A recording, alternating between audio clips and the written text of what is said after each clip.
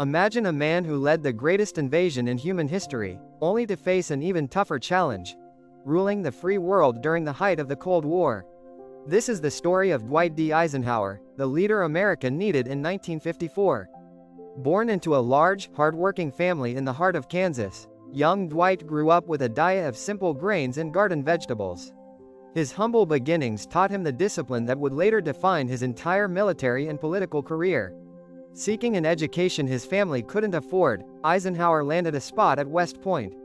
He wasn't the top student, but his peers noticed something unique: a natural ability to organize people and solve complex problems under immense pressure. By 1944, the world's fate rested on his shoulders. As Supreme Allied Commander, Eisenhower orchestrated D-Day. His calm demeanor in the face of absolute chaos made him a global hero, even before he ever stepped foot in the White House. Returning home, both political parties begged him to run for president. In 1952, he chose the Republicans, sparking the iconic "I Like Ike" campaign.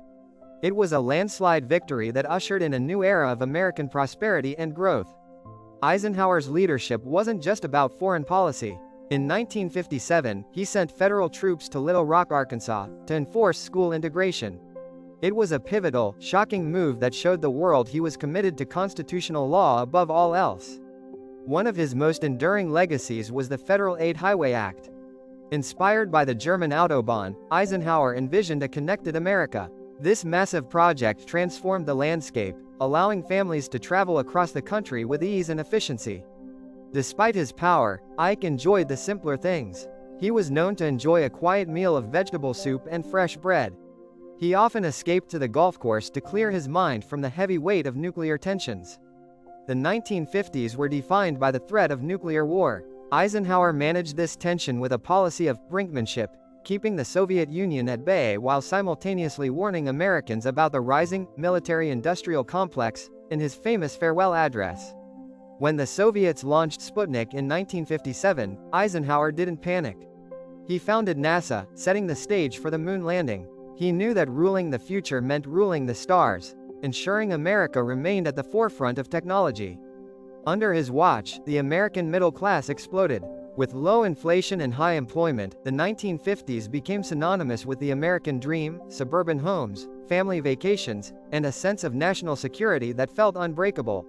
One of his first major acts was fulfilling a campaign promise to end the fighting in Korea. By 1953, he secured an armistice, bringing thousands of American soldiers home and solidifying his reputation as a man of peace through strength. In 1955, a shocking heart attack briefly sidelined the president. The nation held its breath as he recovered in Colorado. His resilience and return to work only made him more beloved by the American public. When the Suez Crisis threatened to spark a world war, Eisenhower took a stand against his own allies to maintain global stability. It was a masterclass in diplomacy that proved he was truly the one in charge of the West. Eisenhower promoted atoms for peace, seeking to use nuclear energy for medicine and power rather than just destruction. He wanted to turn a weapon of war into a tool for a better, brighter human future. A man of deep personal faith, Eisenhower was the first president to be baptized while in office. He believed that moral strength was just as important as military might for a nation's survival in a changing world. Despite health concerns, Eisenhower won re-election in 1956 by an even larger margin than his first. Americans didn't just like Ike, they trusted him implicitly to navigate the dangerous waters of the mid-20th century.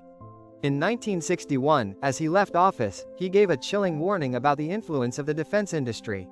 It was a moment of profound foresight that continues to be debated and discussed by historians today. Eisenhower retired to his farm in Gettysburg, Pennsylvania. He spent his final years writing his memoirs and painting, living a quiet life after decades of being the most powerful man on the planet. When he passed away in 1969, the world mourned.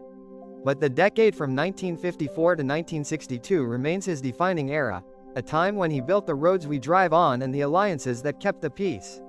Today, historians consistently rank Eisenhower as one of the top 10 greatest U.S. presidents. His steady hand and moderate approach provided a golden age of stability that many still look back on with nostalgia. Dwight D. Eisenhower proved that a man of war could be a man of peace. His life remains a testament to the power of duty, integrity, and the enduring strength of the American spirit during a time of global change. If you enjoyed the story of Ike, hit that subscribe button and join us at Biographies Repo for more incredible lives revealed.